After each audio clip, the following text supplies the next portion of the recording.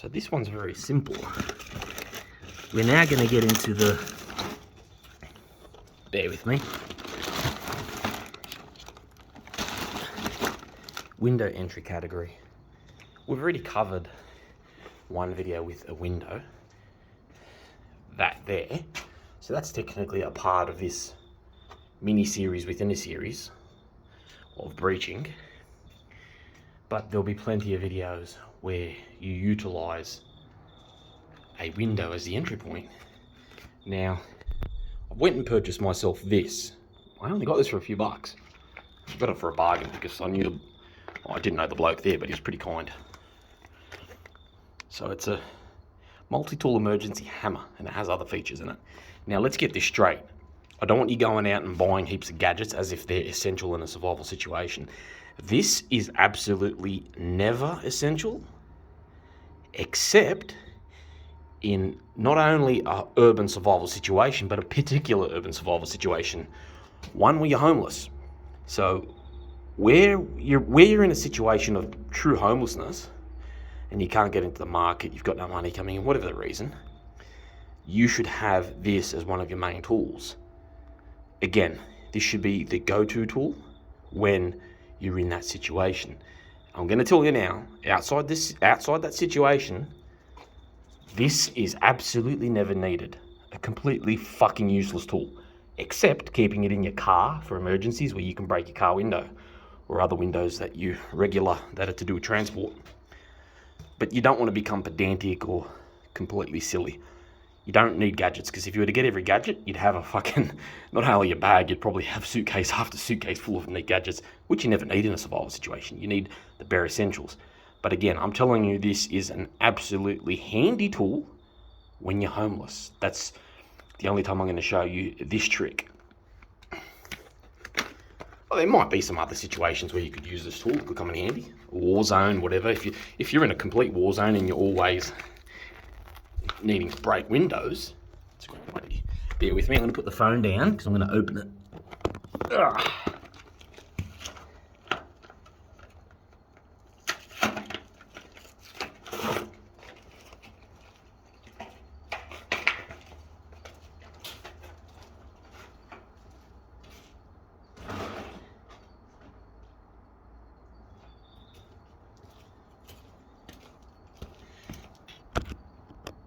It's got a comfortable grip, a very quick tap. So we've already done that window. There's a fly screen there, I'm not bothered taking that out. There we go. So we want to do this to make the least noise possible. And the way that should happen, if I'm correct, is by tapping it in the corner. Because from the corner, once it's broken, you can start to take the pieces off slowly where you want to enter. So it's just a very, very hard thud, but what you got to make sure is that you don't have a follow through. Because when you do this sort of stuff, and I should have gloves on, what most people do is smash it, follow through, hand goes in, and they completely cut their veins and everything, which is disastrous. So you want it to, as soon as it hits, for your hand to stop. So it's very simple. It's just a flick, bang, and it's done. There you go. A quick flick, and I didn't follow through. So people could hear that, but you didn't hear the glass smash. You just heard a thud. It was like somebody banged a piece of steel.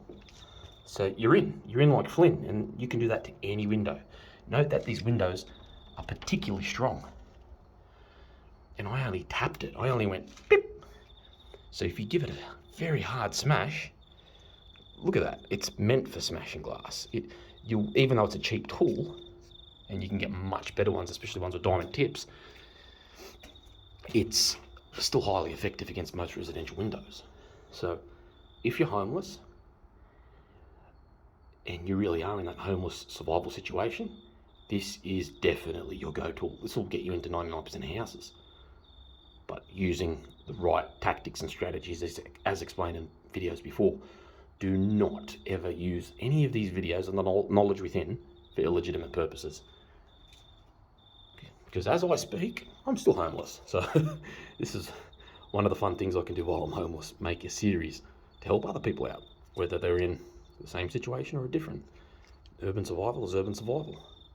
So look at that. You've even got a seatbelt cutter in there, which can cut many other things, cloth, etc. You've got knives in there, fucking can openers, all sorts of crap. So it's a very handy tool. There are, what's this?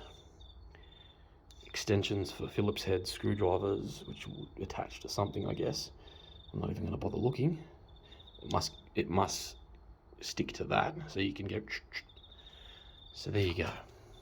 Very, very handy tool. Again, at most outside urban survival, and particularly the homelessness, you may keep it in your car in the glove box for emergency situations. You might see a kid locked in a car, so you can go break the window and get the kid out. There might be many reasons you keep this in your glove box or whatever transport you regular. I know it's mandatory to have in every big bus, and rightfully so. So this is the tool you should keep for homelessness, absolutely. And again, you could use it in a war zone or some other batshit crazy scenario where you're going from place to place. Definitely the go-to tool. You won't need to punch a window, you won't need to throw rocks. This gets it done very quietly and very quickly. The other video I showed you was with a rock, and it's probably less noisy, to be honest, because I'm very good at that.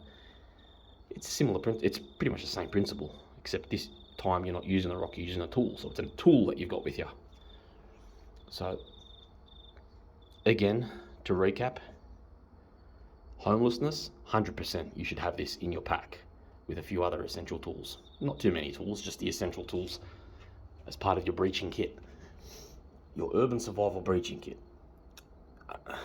And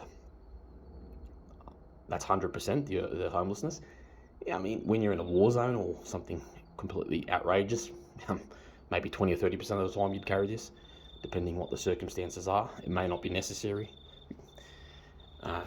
And as I said, you could keep it in your car, but outside the scope, that scope, completely fucking useless. You absolutely don't need it. Just another one of those extra gadgets that are pointless, and that'll weigh your pack down.